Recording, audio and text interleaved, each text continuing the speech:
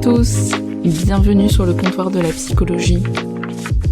Je vous retrouve aujourd'hui pour un nouvel épisode, un épisode sur le groupe au sens large, puisque quand j'étais à la fac, j'ai eu un souvenir dernièrement d'une session de cours magistraux sur le groupe. Je me souviens plus quel était l'intitulé de ces cours-là, et je me souviens que ça nous enchantait pas tant que ça. Quand on était étudiant en Master 2, il me semble, nous on voulait les cours sur le sujet, sur la clinique, sur l'individu. Et dans nos représentations, c'était presque être trop loin de la psychanalyse que de penser le groupe. Et pour autant, ce prof, qui s'appelait Philippe Robert, nous a tous convaincus sur l'importance de la pensée du groupe.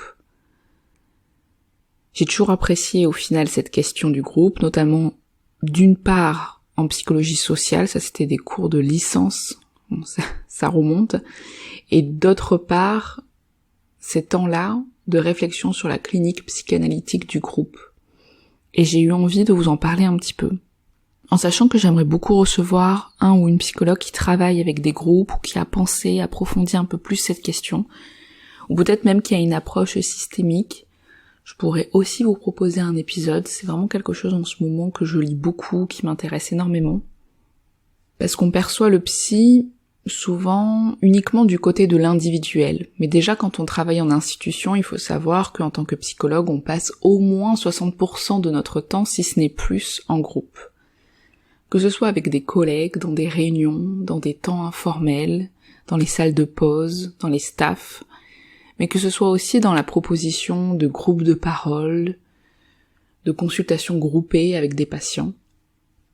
À côté de ça, on a aussi tendance à percevoir que pour entamer une thérapie, un individu va forcément être amené à aller voir un psychologue seul.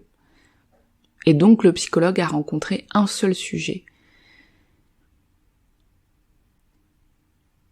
Ce qui est régulièrement le cas, mais qui peut être aussi pensé du côté de rencontrer un seul sujet qui est toujours porté par le groupe, en thérapie, en séance, qui peut d'ailleurs intervenir, celui-ci peut entrer au sens symbolique, c'est-à-dire introduire ce père, cette mère, ses grands-parents, ses conjoints, ses enfants, au sein même de la thérapie, même voire des ancêtres, et que ce sera toujours une thérapie individuelle, sur le prisme de l'individu, mais qui est imprégné par le groupe. Puisque l'identité individuelle est toujours fondée aussi dans une identité groupale.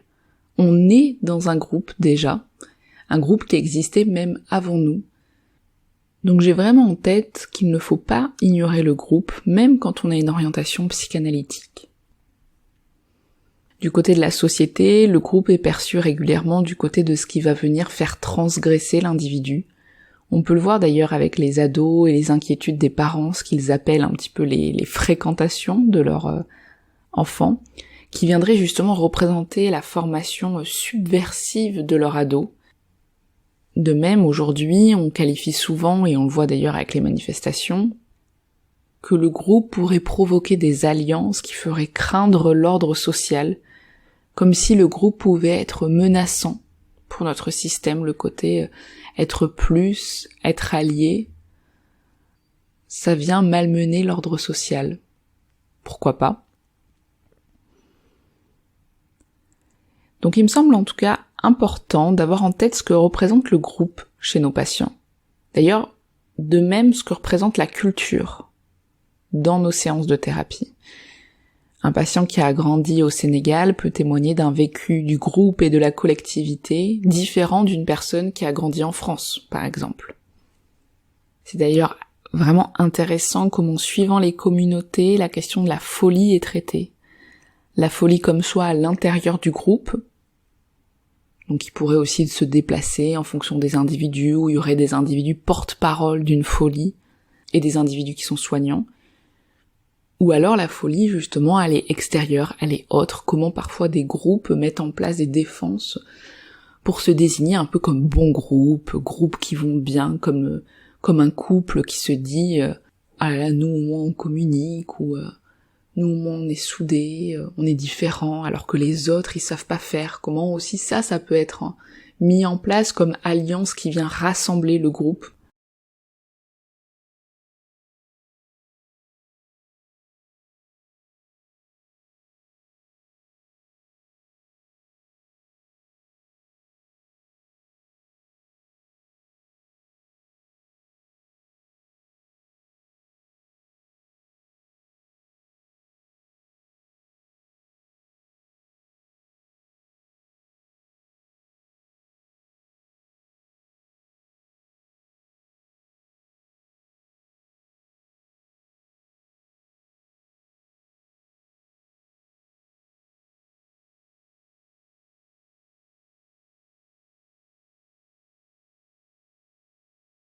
Du groupe différent de celui-ci, et donc il doit être désigné dans une pensée commune comme telle pour préserver le groupe. Hop, cette illusion groupale où on retire un sujet du groupe pour ramener un apaisement à l'intérieur. Et je reçois souvent donc des adolescents, voire des très jeunes enfants, qui me parlent à travers qui me parlent de leur vécu à travers ce qu'ils nomment le harcèlement, et justement ce ressenti, ce qui est le plus difficile, c'est l'exclusion du groupe. C'est pas forcément qu'on dise d'être moche ou bête, je ne sais pas quel exemple je peux donner d'une dénomination désignée sur un sujet, mais c'est surtout le fait d'être rejeté du groupe qui est compliqué.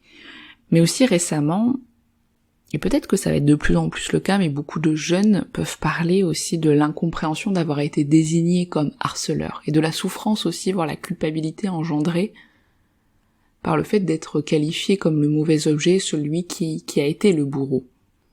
Et qu'en fait, il y a tout un système qui se crée autour de ça, et comment le groupe en tant qu'entité va venir désigner un membre comme mauvais objet, et que tout va être mis en place pour le retirer, le rejeter pour la survie du groupe, se protéger, se préserver. Et Freud, il amène l'idée qu'il existe une psyché du groupe, donc ça veut dire un fonctionnement psychique propre au groupe, ça veut dire qu'on n'additionne pas uniquement tous les fonctionnements individuels pour créer un groupe, mais que le groupe a sa propre organisation, qui lui appartient. Et dans le groupe, chaque personne peut prendre une place, une représentation, pour que le groupe s'organise. Donc il y a certaines images, comme l'image du héros, du chef du groupe, l'image du bourreau, de la victime, du porte-parole. Il y a celui qui va représenter l'idéal, il y a celui qui va porter le symptôme, celui qui va lier les membres entre eux. Et je trouve que c'est intéressant d'étudier les groupes aussi dans comment ça existe dans une famille.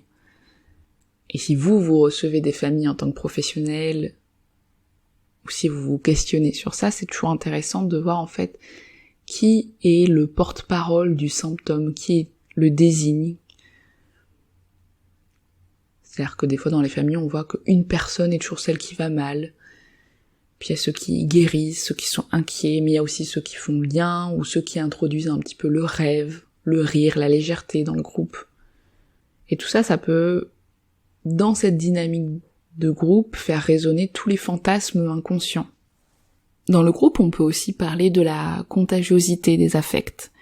Et Philippe Robert, justement, dans les cours que j'avais suivis, il donnait un exemple lors d'un cours, justement. On pouvait étudier que quand on a un concert ou une représentation, enfin en tout cas dans une salle commune, on peut voir que d'un coup, tous les membres, que tout le monde commence à avoir froid ou trop chaud, et donc chaque personne remet un peu son écharpe, son gilet, ou alors justement se déshabille petit à petit, alors que par exemple la température de la pièce n'a pas bougé. Elle n'a pas augmenté, elle n'a pas diminué. Également, je pense pour quelque chose de plus imagé, que c'est possible que vous ayez déjà vécu ou qui peut être transposé à plein de situations. Quelqu'un, par exemple, dans une rame commence à se faire embêter par une autre personne, pour dire un mot joli, et suivant le groupe métro, on peut se rendre compte qu'il ne se passera pas la même chose. C'est-à-dire que les gens vont commencer à se regarder, sans pour autant se connaître, pour se confirmer d'intervenir ou non. Parfois, il y a une figure du groupe qui va d'ailleurs prendre position, intervenir, et du coup les autres s'en saisissent. Et parfois, il y a une forme de pacte inconscient, juste dans le regard, où en fait on ne fait rien. On tente de qualifier ensemble que la situation ne mérite pas une intervention, ou en tout cas ne vient pas mobiliser un mouvement du groupe. Donc on cherche toujours à savoir, même auprès d'inconnus avec qui on partage des brefs moments groupaux, s'il faut être inquiet, si la situation à d'autres moments peut être drôle, est-ce qu'on partage une colère commune, etc. Et donc là, à ce moment-là, la question individuelle, elle peut disparaître pour une pensée groupale. Ce qui d'ailleurs parfois peut être pensé dans l'après-coup, de tiens, je suis pas intervenue alors que la situation était clairement problématique, mais en même temps je voyais que personne n'intervenait, ou enfin... Il y a des prises de décision groupales, même avec des gens qu'on ne connaît pas, qui viennent surpasser la question individuelle. Et KS disait que la 4e blessure qu'on peut vivre, c'est le groupe. J'ai déjà fait dans un épisode un petit topo sur les blessures un peu universelles, je ne sais plus lequel des épisodes, mais je vais pas détailler ici, parce que ça n'a pas nécessairement d'importance, mais KS il parle du groupe comme blessure. Donc blessure comme notre groupe premier par exemple, la famille. On peut souvent dire, surtout à certains âges, bon bah c'est bon, je me casse, moi ma famille c'est pas important, je suis complètement séparée, j'ai pas besoin d'eux, etc. Et on peut entendre dans ces discours-là la possibilité d'une dynamique contradictoire. Parce que quand on revendique autant une séparation du groupe, c'est peut-être qu'on a du mal à la vivre psychiquement. Comme quand on passe des années à dire qu'on est bien content de s'être séparé de cette personne, qu'elle était horrible, que rien n'allait, etc. Et que on se met à lire plein de livres du développement personnel, et on revendique à quel point on est heureux, seul, célibataire, sans cette personne, etc. On peut entendre aussi la difficulté de la séparation derrière. Je me souviens aussi dans les formations sur le groupe, ce qui nous faisait rire, c'est que on répétait souvent la phrase de Anzieux qui dit que le groupe est une bouche, au sens où des angoisses peuvent être réveillées par le groupe de façon très primaire, comme par exemple la peur d'être avalé par le groupe, de disparaître dans le groupe. Parce qu'en effet, on peut avoir notre narcissisme qui est assez bousculé par le groupe. On a des défenses d'ailleurs souvent un peu hystériques dans les groupes, on essaye d'être celui ou celle qui est le ou la plus drôle, plus intelligent. En fait, on cherche toujours quand même à être validé par le groupe, ou à ce que celui-ci nous trouve sympathique, quitte à des fois vivre des choses ou montrer quelque chose de nous qui ne serait pas le même dans un autre contexte. Des patients d'ailleurs peuvent parler de voilà ce que je vous livre en séance, que je vis, mais en groupe ne se passe pas du tout la même chose. Comme s'il y avait une impression de faux semblant, de rôle dans des phénomènes de groupe, ce qui n'est pas nécessairement le cas, puisque c'est aussi une identité, le groupe. Mais comment aussi à certains moments donnés on peut réactualiser plusieurs défenses, plusieurs angoisses qui vont donc venir créer une façon d'être dans le groupe pour être inclus, pour être pas avalé par le groupe, pas disparaître, s'anéantir dans le groupe.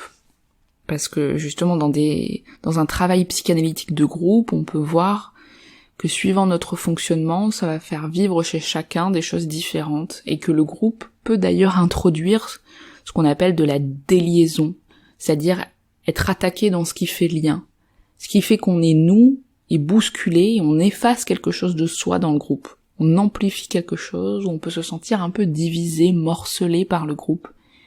Et l'idée d'un travail dans le groupe, ça va être cette envie de rassembler tout ça, de remettre de la liaison. Alors on peut comprendre que pour certains patients, une psychothérapie de groupe n'est pas forcément la première option, puisque dans certains cas, la demande d'écoute, d'aide, est déjà une grande blessure narcissique, et donc le regard de l'analyste prend déjà une place difficile à maintenir, rendant impossible d'imaginer un travail en groupe. Je parle ça principalement quand par exemple on se retrouve en institution et que des groupes sont proposés. Alors que pour autant, je trouve que pour certains individus qui peuvent être assez réticents à l'idée de s'inscrire dans un lieu de travail thérapeutique, de la souffrance, etc., ça peut être le seul moyen d'aller les chercher. Parce que ça porte et ça soutient l'idée que cette souffrance, elle peut être partagée, voire elle est collective, et elle n'est pas qu'individuelle. Et donc KS, toujours, il évoque plusieurs caractéristiques pour constituer un groupe thérapeutique. Je vous fais rapidement un petit topo de ce qui me parle. Donc en premier point, c'est l'idée que le psy va être dans cette position imaginaire du fondateur du groupe. Et Missenard, il l'évoque aussi.